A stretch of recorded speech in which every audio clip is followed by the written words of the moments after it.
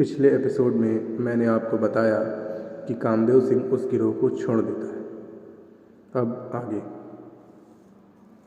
उस गैंग और सरदार को लग रहा था कि कामदेव सिंह की कहानी यहीं ख़त्म हो जाएगी। या तो वह पुलिस के हाथों पकड़ा जाएगा या फिर उसके दुश्मन उसे ख़त्म कर देंगे। इधर कामदेव सिंह गिरोह से अलग होकर वहीं गंगा दियारा के जंगलों में छुपा हुआ था और वह सोच रहा था कि अब मैं आगे कैसे बढ़ूँगा। तभी उसका एक स्थानीय खबरी उसे एक चिट्ठी लाकर देता है। उस पर लिखा था, सम्राट मेरे लिए एक काम करोगे? उस पूरे खत को पढ़ने के बाद कामदेव सिंह मुस्कुराते हुए अपने घोड़े पर सवार होकर मटिहानी के रजहाई गांव की ओर रवाना हो जाता है।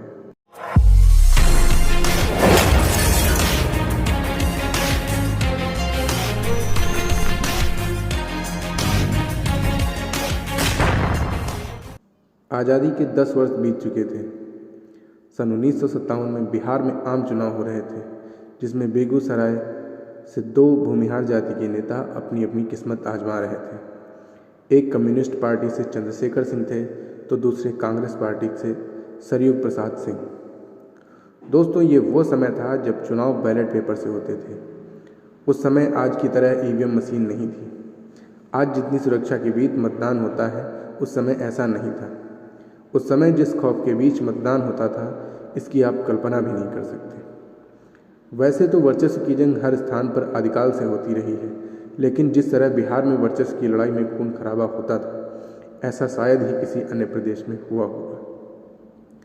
सरयुग प्रसाद सिंह पिछली बार हुए चुनाव में जीत हासिल कर चुके थे और उसी क्षेत्र से मौजूदा विधायक भी थे, लेकिन इस बार के चुनाव में उन्हें कम्युनिस्ट पार्टी के नेता चंद्रशेखर सिंह का पलड़ा भारी लग रहा था। उन्हें यह डर सता रहा था कि इस बार के चुनाव में बाजी पलट सकती है। लेकिन वो कहते हैं ना कि राजनीति साम दाम दंड भेद से चलती है, और इस बात का अनुसरण करते हुए सरयुग प्रसाद अपनी रणनीति के तहत कामदेव सिंह को बुलावा भेजते हैं। कामदेव सिंह के आने के बाद, उनकी आवाभगत करने के बाद दोनों में कुछ जरूरी और गुप्त बातें होती हैं, जिन्हें सुनकर कामदेव सरयुग से कहता है, आप निश्चिंत रहें, इस बार का चुनाव भी आप ही विजय होंगे। बिहार के या यूं कहें भारत के राजनीतिक इतिहास में इस चुनाव से वो काला अध्याय जुड़ने वाला था जिसकी किसी ने कल्पना तक नहीं की थी। आखिरकार चुनावी प्रचार और रैलियों के बाद वो दिन आ ही जाता है जिस दिन रजयाही गांव में वोटिंग होनी थी। सभी लोग लाइन में लगे अपनी बारी आने का इंतजार कर रहे थे। वहीं दूसरी ओर कामदेव सिंह सरयुग प्रसाद सिंह के समर्थक गांव वालों को लेकर वोटिंग बूथ पर धावा बोल देता है।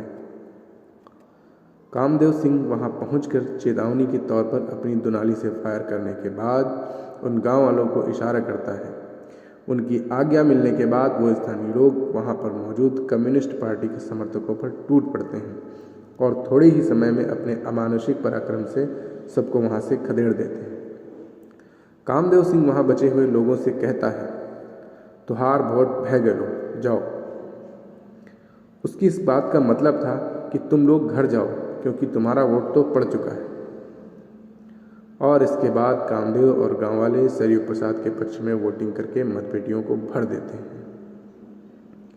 अगले ही दिन मीडिया जगत में एक सनसनी फैल जाती है। सारे अखबार वाले फ्रंट पेज पर यह न्यूज़ छाप रहे थे कि देश में पहली बार किसी बूथ लूट की घटना को अंजाम दिया गया। बूथ लूट, यह शब्द और यह वारदात देश में पहली बार हुई थी।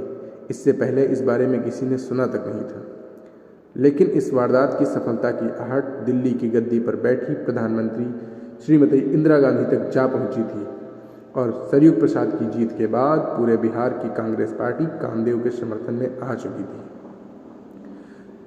लेकिन वहीं दूसरी ओर बिहार की कम्युनिस्ट पार्टी कामदेव सिंह के इस कारनामे से उसकी जानी दुश्मन बन चुकी थी। एक तरफ कामदेव सिंह सत्ता के संरक्षण में तस्कर सम्राट बनने की ओर बढ़ चला था, वहीं दूसरी ओर बिहार के कम्युनिस्ट नेताओं के लिए नासूर बन चुका था।